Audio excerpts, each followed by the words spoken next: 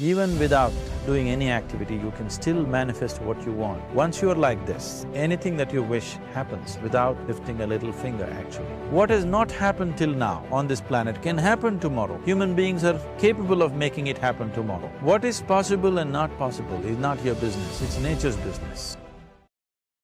Everything we as human beings have created on this planet was essentially first created in our minds. All that you see, which is human work on this planet, first found expression in the mind, then it got manifested in the outside world. The wonderful things that we have done on this planet and the horrible things that we have done on this planet, both have come from the human mind. So if we are concerned as to what we create in this world, it's extremely important that first of all we learn to create the right things in our mind. How we keep our minds? If we do not have the power to keep our minds the way we want it, what we create in the world is also going to be very accidental and haphazard. So learning to create our minds the way we want is the basis of creating the world the way we want. There is a wonderful story in the yogic lore. On a certain day, a man took a walk. He went for a long walk. Accidentally, unawares, he walked into paradise. Fortunate, isn't he? He just took a walk and he landed up in paradise. After this long walk, he felt little tired. So he thought, oh, I'm tired, I wish I could rest somewhere. He looked around, there was a nice tree, underneath which there was very cushiony grass. So it was inviting. He went and put his head down there and slept. After a few hours, he woke up, well rested, and he thought, oh, I'm well rested, but I'm feeling hungry, I wish I had something to eat. And he thought about all the nice things that he ever wanted to eat in his life. And instantly, all those things appeared in front of him. You need to understand, there the service is like that. Hungry people don't ask questions. Food came and he ate. Stomach became full. Then he thought, oh, my stomach is full, I wish I had something to drink. All the nice things that he ever wanted to drink, he thought about it and all of them just appeared in front of him. Drinking people also don't ask questions, so he drank. Now with a little bit of alcohol in him, you know Charles Darwin told you, all of you are monkeys, your tail fell away. Not me, Charles Darwin told you that you were all monkeys and your tail fell away and then you became human. Yes, definitely the tail fell away. But the monkey, in yoga, we always refer to an unestablished mind as markata, which means a monkey. Why we are referring to the mind as a monkey is, what are the qualities of a monkey? One thing about a monkey is, it's unnecessary movement. And another thing about the monkey is, if I say you're monkeying somebody, what does it mean? Imitation. Monkey and imitation have become synonymous. So these two essential qualities of a monkey are very much the qualities of an unestablished mind. Unnecessary movement, you don't have to learn it from the monkey, you can teach it to the monkey. And imitation is full-time job of the mind. So when these two qualities are on, a mind is referred to as a monkey. So this monkey became active within him. He just looked around, thought, what the hell is happening here? I asked for food, food came. I asked for drink, drink came. There must be ghosts around here, and ghosts came. Oh, the ghosts have come, they're going to surround me and torture me, he thought. Immediately the ghosts surrounded him and started torturing him. Then he started screaming in pain and said, oh, they're going to kill me. and he died. Just now he said he's a fortunate being. The problem is he was sitting under a kalpavriksha or a wishing tree. He asked for food, food came. He asked for drink, drink came. He asked for ghost, ghost came. He asked for torture, torture came. He asked for death, death happened. A well-established mind, a mind which is in a state of samyukti, is referred to as a kalpavriksha. If you organize your mind to a certain level of organization, it in turn organizes the whole system. Your body, your emotion, your energies, everything gets organized in the directions. Once all these four dimensions of you, your physical body, your mind, your emotion and the fundamental life energies are organized in one direction. Once you're like this, anything that you wish happens without lifting a little finger actually. It would help to assist it with activity, but even without doing any activity, you can still manifest what you want if you organize these four dimensions in one direction and keep it unwavering in that direction for a certain period of time. Right now the problem with your mind is, every moment it is changing its direction.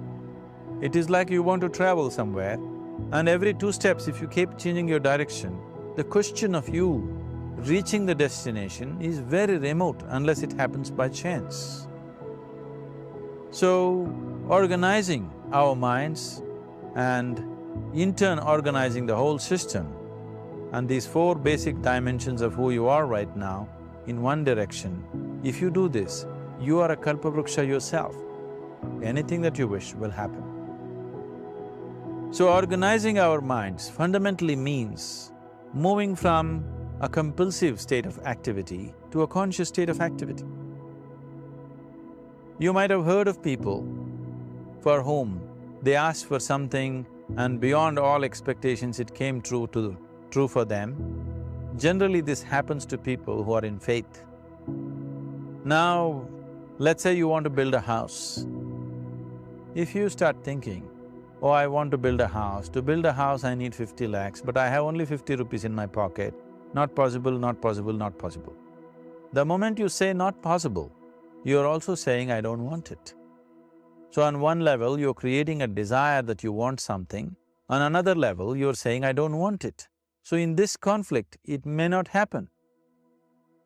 Someone who has some faith in a god or in a temple or whatever, who is simple-minded, faith works only for those people who are simple-minded.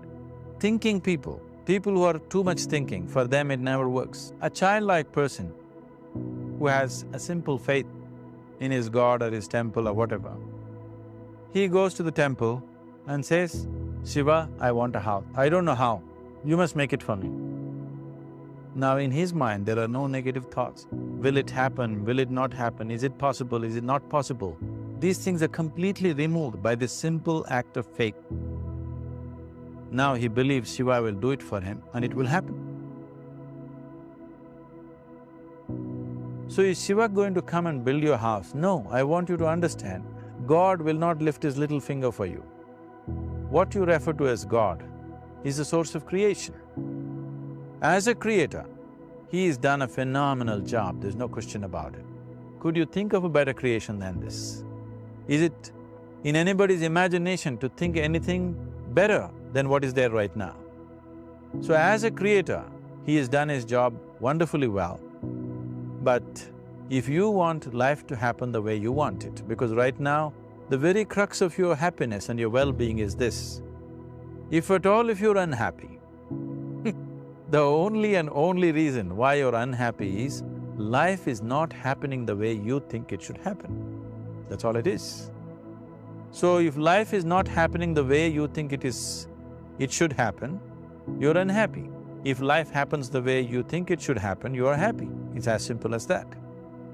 So if life has to happen the way you think it should happen, first of all, how you think, with how much focus you think, how much stability is there in your thought, and how much reverberance is there in the thought process will determine whether your thought will become a reality or is it just an empty thought.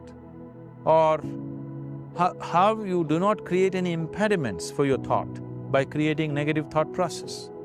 This possible, is something possible or not possible, is destroying humanity. What is possible and not possible is not your business, it's nature's business. Your business is just to strive for what you want. Right now you're sitting here. If I ask you two simple questions, right now from where you're sitting, can you just fly off? You say no. Right now from where you're sitting, can you get up and walk? You'll say yes. What is the basis of this? Why you say no to flying and yes to walking? Because past experience of life, many times you've gotten up and walked, never did you fly off. Or in other words, you're using the past experience of life as a basis for deciding whether something is possible or not possible.